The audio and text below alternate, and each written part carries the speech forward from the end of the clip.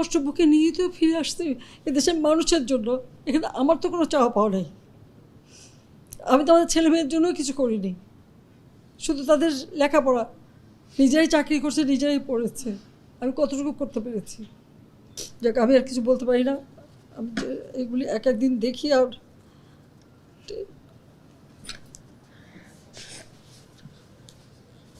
কিন্তু আমার দেশবাসীর কাছে আমি বিচার চাই। কি অপরাধটা কি করেছি যে এইভাবে, যেখানে আমি মানুষের ভাগ্য পরিবর্তনের কাজ করে যাচ্ছি, মানুষের জীবন মান উন্নয়ন করেছি।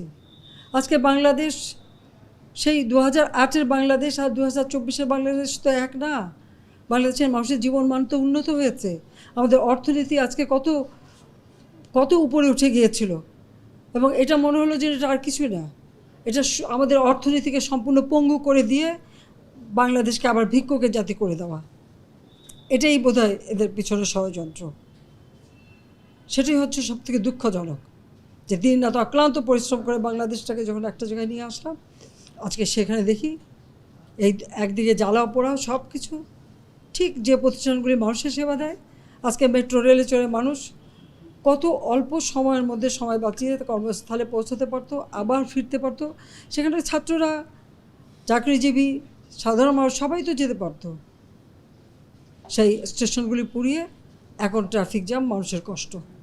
আমি তো কষ্ট লাঘব করেছি, কিন্তু যারা এইভাবে আগুন দিয়ে পুড়িয়ে মানুষের সে কষ্টে আবার ফেলে দিল, তাদের বিচার দেশের মানুষকে করতে হবে। আমি খালি সকলের সহযোগিতা চাই।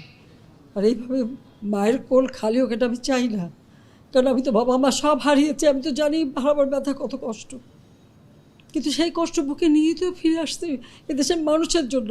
এখানে আমার তো কোনো চাওয়া পাওয়া নেই। আমি তো আমাদের ছেলে মেয়ের জন্য কিছু করিনি, শুধু তাদের লেখাপড়া। নিজেরাই চাকরি করছে, নিজেরাই পড়েছে। আমি কতটুকু করতে পেরেছি, কিন্তু আমি দেশের মানুষের জন্য করেছি। আজকে অন্তত মানুষের ভাত কাপড়ের ব্যবস্থা, চিকিৎসার ব্যবস্থা, তাদের কাজের সংস্থা সবই তো করে দিচ্ছিলাম। যখন আমরা এক উন্নয়নশীল দেশে মর্যাদা পেলাম, তখনই এই তাণ্ডব করে ঠিক যে জায়গাগুলি মানুষের সেবা করবে সেই জায়গাগুলিতেই আঘাত। কোটা সংস্কার আন্দোলন, কোটা তো আমি বাতিলই করে দিয়েছি। আমি আহ্বান করেছিলাম যে একটু ধৈর্য ধরো, হাইকোর্টের শুনানি হবে,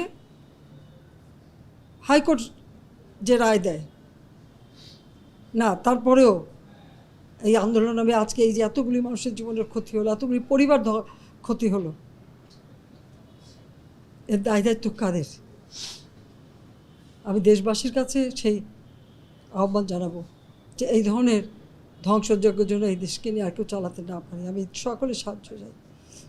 আর আমি চাই না এভাবে মায়ের কোল খালি হোক আর এভাবে মানুষ অসহায় হয়ে পড়ুক। এই হাসপাতালটাই তো আজকে আপনারা দেখেন কত সুন্দরভাবে করে দিয়েছি। কিছু নেই হাসপাতালে, একটা লিফটও ছিল না আমি যখন সরকারে আসি। আর সেই এই হাসপাতালও আমার আব্বা স্বাধীনতার পর জাতির পিতা বঙ্গবন্ধু শেখ মুজিবই করে দিয়েছিলেন।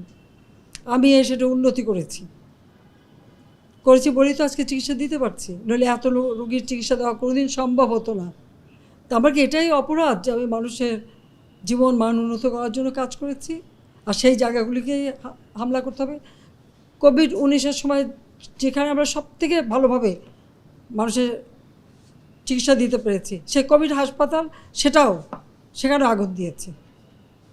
এটা কী ধরনের খেলা?